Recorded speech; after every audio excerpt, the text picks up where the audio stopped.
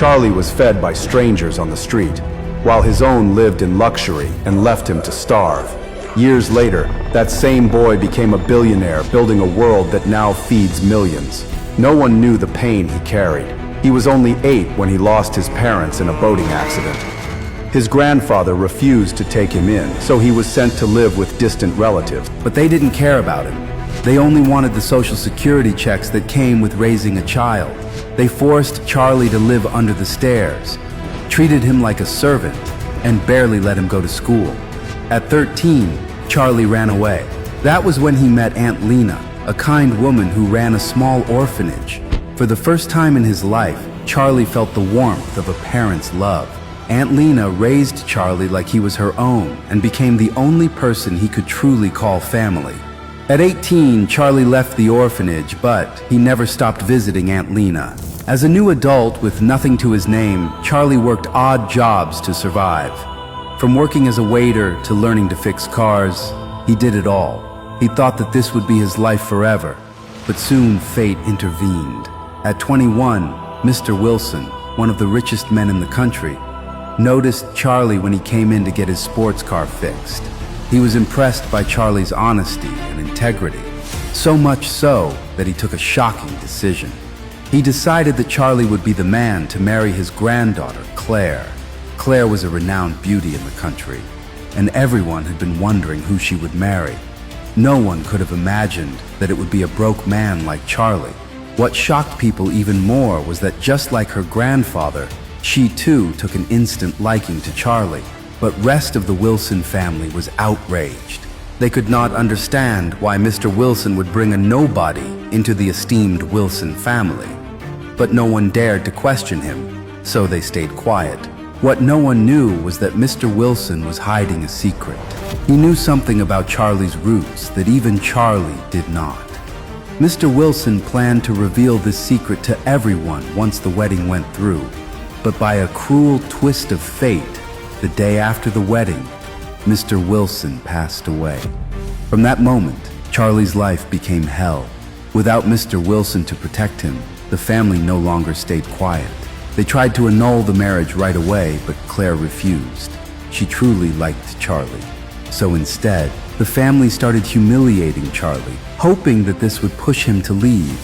They made him cook, mop floors, even clean their toilets. For 3 years, Charlie endured it, out of love for Claire and gratitude to Mr. Wilson. But all of that was about to change. On the night of Mrs. Wilson's 70th birthday, Charlie was going to receive a phone call that was going to change everything. Aunt Lena, the only one from the orphanage who had treated Charlie like her own, was dying in a hospital bed. To save her, they needed money. More money than Charlie had ever even dreamt of. They needed $1 million. Charlie knew that the Wilsons loathed him, but he had no option but to ask them for the money. So, at Mrs. Wilson's birthday party, in front of everyone, Charlie went on his knees and begged her. Grandma, could you lend me $1 million? Aunt Lena from the orphanage has kidney failure and needs money for treatment. As he told Mrs. Wilson about Aunt Lena's condition,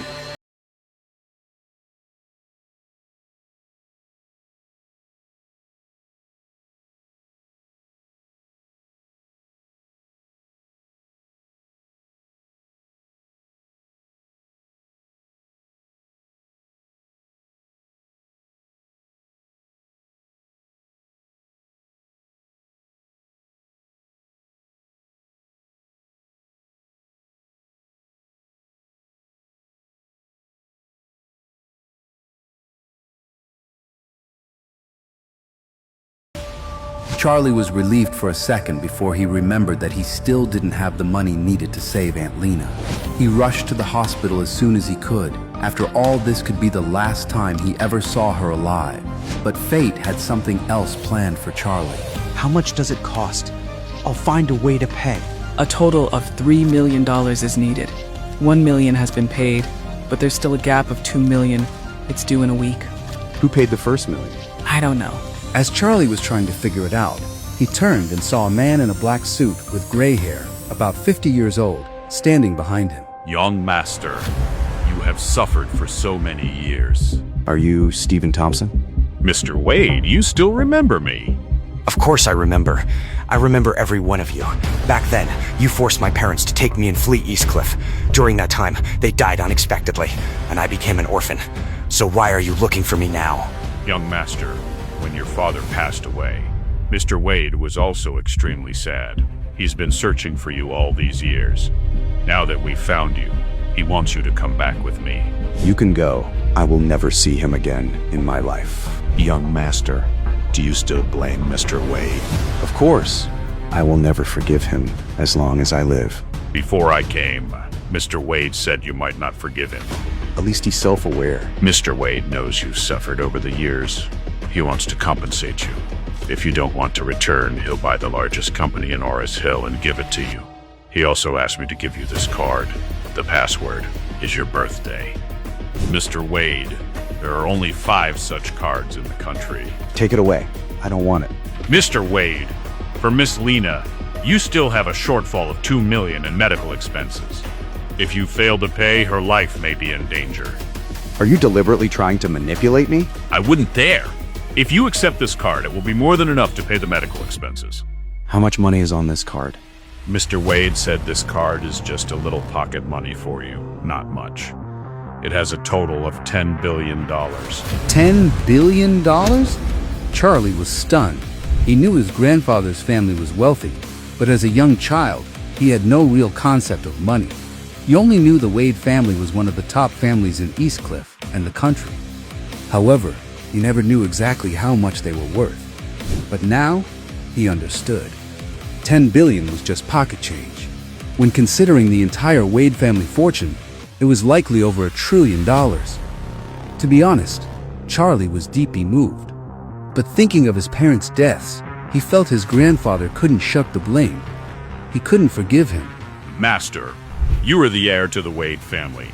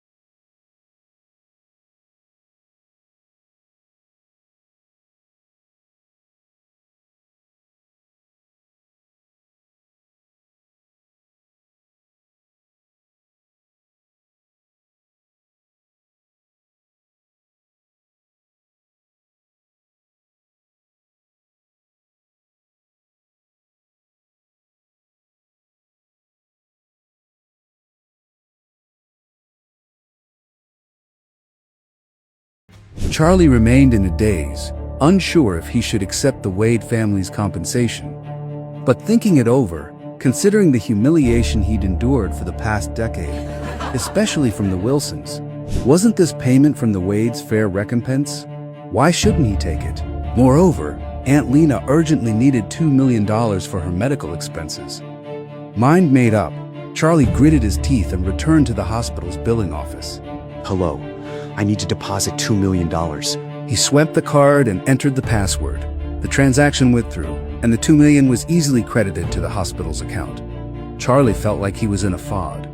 Had he really become a billionaire, just like that? Charlie reached home, still in a muddled state. Claire and her parents no longer lived in the Wilson villa, but in a very ordinary apartment building. They'd been driven out after Claire married him, following Ben Wilson's death. That good-for-nothing Charlie. He made us lose face today. Claire, if you don't divorce him, your grandma will kick you out of the Wilson group. Then I'll find another job. What's so great about that loser? Why can't you divorce him and marry Wendell instead? If you wed Wendell, our family can hold our heads up high. She's right! Marry Wendell, and we'll instantly become treasured in your grandma's eyes. She'll be falling over herself to curry favor with you every day. Don't say another word. I won't divorce Charlie. Stubborn child. A worthless piece of trash, and he has the nerve to show his face. Charlie sighed inwardly. His mother-in-law had always looked down on him, But what would she think if she knew he was now the boss of the Emgrand Group with $10 billion in cash? However, Charlie wasn't ready to reveal his identity yet. He'd been away from the Wade family for many years. Who knew what the family was like now? What if someone in the family were against him if he exposed himself? Better to keep a low profile for now. Mom, I'm sorry for causing you trouble today. You're more than trouble. You're killing the three of us. Can't you be a little self-aware and get out of our house? Mom, how can you talk like that? Charlie is your son-in-law. Bullshit. I don't have such a worthless son-in-law. The farther away you go, the better. Hurry, go to the room. Charlie and Claire had been married for 3 years, but never truly together. Claire slept on the bed while he slept on the floor beside her. That night, Charlie couldn't fall asleep for a long time. The day's events were shocking, and it would take a while to process everything. How is Aunt Lena? I still have over $100,000 in personal savings. You can take it to her tomorrow. No need. Someone already paid for Aunt Lena's treatment and sent her to Eastcliff. Really? So she is saved? Yes. She has done good deeds and helped so many people throughout her life. Someone finally repaid her kindness. Oh, that's good. You can breathe a sigh of relief. Yeah. I need to get some sleep. The company has a lot going on lately, and I'm exhausted. What's happening at the company? Business isn't great. Grandma has always wanted to partner with a big corporation like the Emgrand Group, but the Wilson family is much weaker in comparison. People look down on us. The Wilsons have no cooperation with Emgrand? How could the Emgrand Group ever consider working with us? Even Wendy's fiancé Gerald and his family barely measure up to Emgrand's standards. Grandma is counting on them getting married so the Whites can help the Wilsons connect with Emgrand. Charlie nodded. So that was the Wilsons' plan. They were dying to work with Emgrand. However, Mrs. Wilson was dreaming if she thought it was possible. Little did she know, he now owned the Emgrand Group. With that in mind, Charlie decided to take over Emgrand first, then give Claire a boost through the company. She had been bullied too much by the Wilsons. As her husband, it was his responsibility to help improve her standing in the family. Starting today, her husband was a changed man. He would never let anyone look down on her again. He vowed to make the entire Wilson family bow before her. Charlie wasn't sure why Gerald White and Wendy were at Emgrand, but to avoid trouble, he quickly tried to slip away unnoticed. Unfortunately, the sharp-eyed Wendy spotted him immediately. Oh, brother-in-law. Wendy, what brings you here? Gerald and I have a meeting with Doris Young, the vice chairman of the Emgrand Group. His family has a lot of business with Emgrand. In the future, it'll benefit not only the Whites, but the Wilsons too. This was news to Charlie. He'd only just inherited Emgrand and hadn't had time to familiarize himself with its dealings. But he hid his surprise. You two make a perfect power couple. Beautiful and talented. Just yesterday, Mrs. Wilson cursed out this good-for-nothing man, and now here he is grinning like an idiot. How did a stunning woman like Claire marry such a useless loser? If it weren't for Charlie, Gerald would have pursued Claire relentlessly. How could he have ended up engaged to Wendy, who was inferior in every way? The thought irritated him. What did you come to the Emgrand Group for, Charlie? I'm looking for a job. A job? Why would you apply here?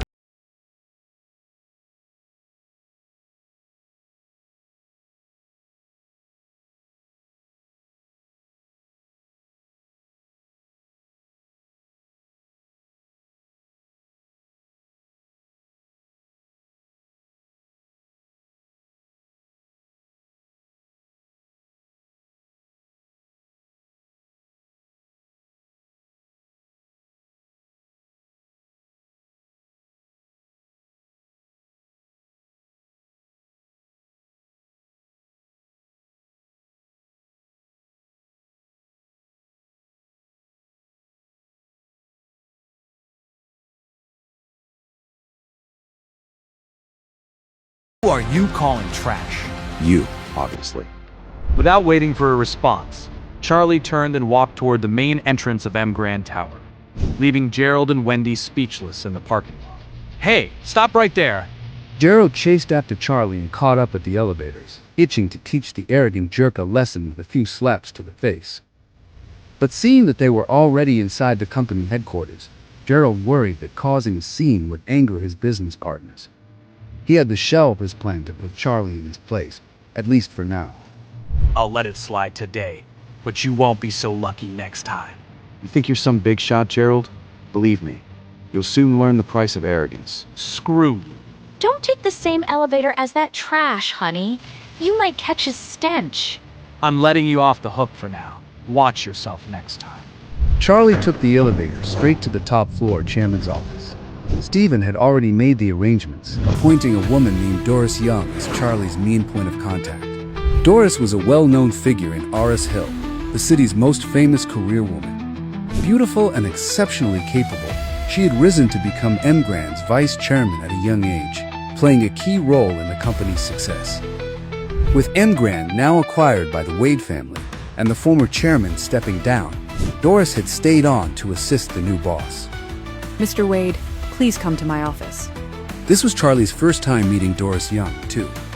He had to admit she was gorgeous. In her late 20s, she had a gorgeous figure, alluring beauty, and a noble, capable demeanor. I won't be coming to Emgrand often in the future. I want you to take charge of the big picture here, and don't reveal my identity to anyone. Doris could tell that the young man before her came from an extraordinary background. To his family, a company like Emgrand was near pocket change. It made sense that he would want to manage it personally. Of course, Mr. Wade. If you ever need anything, just let me know. Miss Doris, a man named Gerald White is here with his fiancée to see you. I'm with an important guest. Have them wait. Do you know this Gerald? His family is one of our business partners. They rely heavily on us. They visited several times, always saying they want to strengthen ties. From now on, Emgrand will have zero dealings with the White family. Suspend all current and upcoming collaborations. If they earn even a cent from us, you'll be packing your bags, Vice Chairman. Doris realized that the Whites must have offended the young master somehow. Don't worry, Mr. Wade. I'll give the order right away to cut ties with them completely. Good. Tell them Emgrand doesn't work with low-quality trash. Then have security throw them out. Outside, Gerald and Wendy waited, eager to cozy up to Doris and make the White family a strategic partner of the powerful Emgrand group. To their shock, Doris's secretary arrived with several security guards in tow. Will Miss Doris have time to see us? I'm afraid not. Deputy Doris says Emgrand will not be cooperating with low-quality trash. Effective immediately, we're canceling all joint projects with your family. What did you say? Gerald was stunned. Why did that sound so familiar? Then it hit him. Charlie had said the exact same thing to him in the parking lot. What did Doris mean by this? Why would Emgrand suddenly cut ties with the White family? Gerald's brain couldn't process. Terminate all cooperation, just like that? Over half the White family's profits came through Emgrand. Losing that partnership would slash their strength in half overnight. I want to see Miss Doris. I demand to speak with her face to face. I'm sorry, but Vice Chairman Young will not be seeing you. You are banned from setting foot in Emgrand Tower from now on. Is this some kind of sick joke? We're in Grand's long-term partners. You can't just end things out of the blue. Escort them out. You heard her. Get lost. If you keep making trouble, we'll be forced to take more drastic measures. You're just a security guard. How dare you yell at me? Do you have any idea who I am? I don't care who you are, punk. Here at Emgrand, you're nothing. Gerald reeled from the stinging slap, his cheek on fire. He was about to explode with rage when his phone suddenly rang. It was his father. Gerald, what the hell did you do? Emgrand is severing all ties with us. Who did you piss off over there? Dad, I swear, I didn't offend anyone. I just came to see Miss Young, but they wouldn't even let me meet with her. Well, Emgrand says they're dropping us because you're a worthless piece of trash. The family is going to take a massive hit thanks to you. Get your ass back here and explain yourself to your grandpa. Now! Shell-shocked, Gerald let the security team hustle him out the front gate. A horrible suspicion began to dawn on him. You don't think? Could this have anything to do with your loser brother-in-law? Does he have some kind of connection to Emgrand? What? How could he have anything to do with Emgrand? He's not even qualified to clean their toilets. You're right. I better get home fast. News of Emgrand cutting ties with the White family spread like wildfire through Orphan Hill. Though no one knew the exact reason, it was clear the Whites had royally pissed off Emgrand. The White family's strength plummeted by over half. dropping them from near the top tier to the bottom rungs of the second tier. When old Mrs. Wilson heard, she shook with rage. She wanted to annul Wendy's engagement to Gerald, but realized the Whites, while weakened, still outclassed the Wilsons. Offending them would be disastrous. Bitterly, she shelved the idea for now. Meanwhile, in Doris's office, Charlie reviewed what had just transpired. He was quite impressed with her handling of the situation. Doris, you did an excellent job. Starting today, I'm doubling your salary. Thank you so much, Mr. Wade. I also have 2 announcements I need you to make. First, announce the change in Emgrand's ownership and the appointment of a new chairman. Don't reveal their full identity, just that their surname is Wade. That's all anyone needs to know. Second, announce that Emgrand is investing $2 billion to build a 6-star hotel in Owers Hill. We'll be accepting bids from local construction and decoration firms to partner on the project. The Wilson Group's main business was interior design and decoration. Lady Wilson dreamed of hitching their wagon to Emgrand's star. Whichever company won that contract would become the darling of their industry. Now that Charlie owned Emgrand, of course, he'd throw some juicy benefits his wife's way. The 2 announcements from Emgrand Group rocked all of Owers Hill. Hearing that Emgrand had changed hands, the Wilson family was dying to know why the White family had been kicked to the curb. It seemed the group's mysterious new owner looked down on even top-tier families like the Whites. But who was this Mr. Wade character? Just how loaded was he? Emgrand was worth hundreds of billions. Buying and selling on that scale dwarfed even the wealthiest tycoon in Owers Hill. Countless families scrambled to get in Mr. Wade's good graces, hoping to marry off their daughters to this enigmatic billionaire bachelor. On top of that, Emgrand's plan to invest $2 billion in a new hotel had the city's entire construction and design industry frothing at the mouth. $2 freaking billion. Even a few leftover scraps from that juicy pie would be a windfall. Companies were falling over themselves for a piece of the action. Naturally, this included the money-hungry Lady Wilson. She was practically giddy with excitement. What an incredible opportunity. If the Wilsons could snag a contract, it would rocket them straight to the top. She immediately ordered a family meeting that evening at the estate to strategize how to get their foot in the door with Emgrand's huge project. That night, the Wilson family gathered at their luxurious villa. Since Lady Wilson demanded everyone's presence, Charlie tagged along. He knew the scheming matriarch was angling for a slice of Emgrand's huge deal. He figured this was the perfect chance to give his wife Claire a nice status boost. Well, well, Charlie. You sure got some brass balls, showing your face in front of Grandma again. Can it, Harold? Grandma said the whole Wilson family had to be here tonight. In case you forgot, Charlie is my husband. That makes him part of this family, like it or not. Only half the family. Let's be real, cuz. He's just a freeloading live-in son-in-law. Never mind him, honey. Don't waste your time. Let's head in before we keep Grandma waiting. For years, the Wilson family has been waiting for a golden opportunity. One that could make us the wealthiest clan in Owers Hill. At last, that chance has arrived.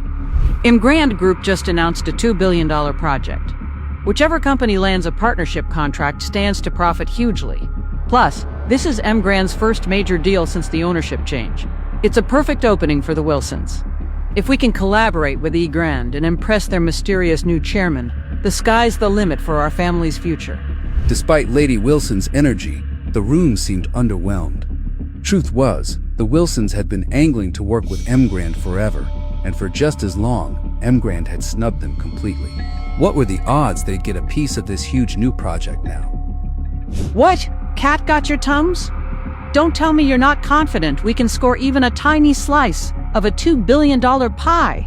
All right, I'll lay it on the line. Whoever brings in the $30 million partnership with Emgrand gets named the new director of Wilson Group. End of story.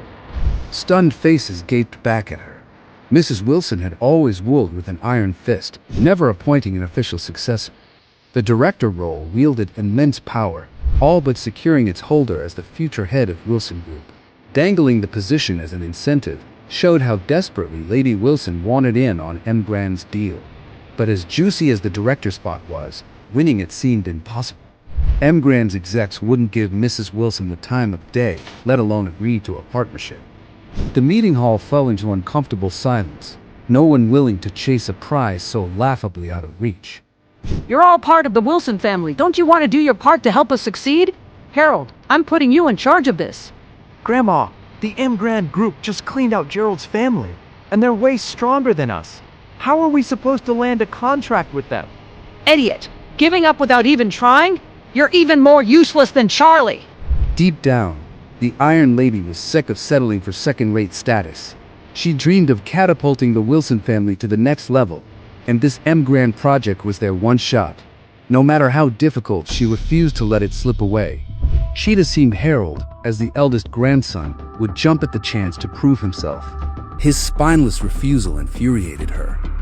Harold felt trapped. Who in their right mind would take on such an impossible task? Grand's people would probably boot him out the door. He'd fail miserably and become the laughingstock of Oris Hill. No way in hell was he agreeing to that. Anyone else have the guts to step up and take this on? Speak up! Babe, you should volunteer for this. Are you nuts? There's no way Grand would partner with some small-time firm like us. Trust me, you can totally land this deal. Wait, seriously? Absolutely. I have total faith in you. Seize this chance, and your status in the family will skyrocket. Though perplexed, Claire found herself believing him, almost in a trance. She stood up. Grandma, I'm willing to give it a shot. Claire's declaration left the entire Wilson clan dumbfounded. They all thought she'd lost her mind. Talk about a death wish hogging the spotlight like that. What could possibly come from it besides utter humiliation? Grand Group was the biggest conglomerate in Oris Hill. What would they want with some small fry like the Wilsons? Anyone volunteering for this guaranteed train wreck was doomed to fail. Claire, you seriously think you have a shot at landing a contract with Grand? Get real, Claire. You know your place, and you know where Grand sits. Strolling in there half-cocked is just going to drag our family name through the mud. Totally. When Grand throws her out on her butt, the Wilsons will be the laughingstock of the whole city. Claire's cheeks burned with embarrassment. Ever since marrying Charlie, her standing in the family had plummeted. She felt increasingly sidelined, nearly pushed out entirely. Even her parents were targets of constant ridicule. Deep down, Claire hoped scoring this Grand project would cement her position and let her parents hold their heads high again.